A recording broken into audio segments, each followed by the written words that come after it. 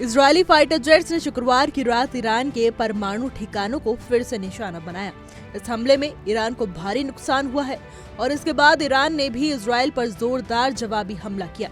Iran के राजदूत ने संयुक्त राष्ट्र सुरक्षा परिषद को जानकारी दी है कि इजरायली हमलों में अब तक 100 से ज्यादा लोग मारे गए हैं और 350 से ज्यादा लोग घायल हो चुके हैं। इस हमले के बाद ईरान ने इजरायल की वाणिज्य राजधानी तेल अवीव पर लंबी दूरी की मिसाइलों से जवाबी हमला किया। शनिवार की सुबह यरूशलेम और तेल अवीव के आसमान में सायरन और विस्फोटों की आवाजें सुनाई दी, जो संभवतः इजरायली इंटरसेप्टर से आ रही थी। ईरान ने इस ऑपरेशन को तीसरे चरण के तहत अंजाम दिया। इससे पहले ईरान ने इजरायली ठिकानों को निशाना बनाकर कई हमले किए थे। इस्लामिक रेवोल्यूशन गार्ड कॉर्प्स यानी IRGC ने इस ऑपरेशन की पुष्टि की है और इसे इजरायल द्वारा किए गए आक्रामक हत्याओं का प्रतिरोध बताया है। रिपोर्ट्स के मुताबिक अब तक ईरान ने इजरायल पर लगभग 150 बैलिस्टिक मिसाइलें दागी हैं।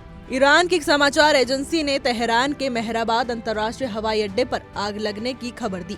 इस हादसे का वीडियो सोशल मीडिया पर वायरल हुआ, जिसमें धुएं और आग की भीषण लपटें दिखाई दे रही थी। तेल अवीव के इचलोव अस्पताल ने भी जानकारी दी है कि ईरानी हमले में घायल हुए 7 लोगों का इलाज किया गया है, जिनमें से 6 को हल्की चोटें आई हैं, जबकि 1 को मामूली चोट आई।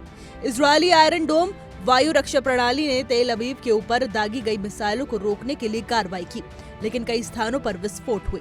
इजरायली सैन्य सूत्रों के मुताबिक हमलों के बाद यरूशलेम और तेल अवीव के ऊपर लगातार धमाके सुनाई दिए।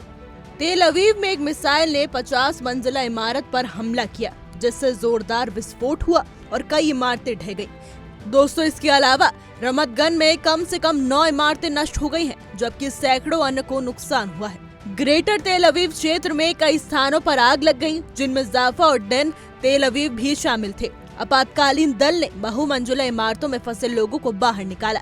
इजरायली सेना ने नागरिकों से अपील की है कि वो सुरक्षित स्थानों पर चले जाएं, जबकि आयरन डोम वायु रक्षा प्रणाली ने मिसाइलों को रोकने के लिए कार्रवाई की। इजरायल और ईरानी मीडिया के अनुसार दर्जनों मिसाइलें इजरायल के विभिन्न शहरों की ओर दागी गयी, जिनमें तेल अवीव, यरूशलेम, हाइफा, बीरशेबा और अन्य स्थान शामिल हैं। इजरायली सेना ने इस हमले में भारी नुकसान की पुष्टि की है, लेकिन आधिकारिक आंकड़ों को सेंसरशिप के तहत रोक दिया गया था।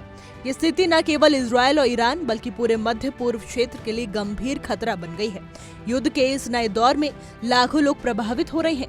हमें उम्मीद है कि जल्दी ही शांति की कोई राह निकलेगी, लेकिन फिलहाल हालात बेहद चिंताजनक हैं। हमारी आज की रिपोर्ट में बस इतना ही। कैसा लगा आपको हमारा वीडियो, कमेंट करके जरूर बताइएगा।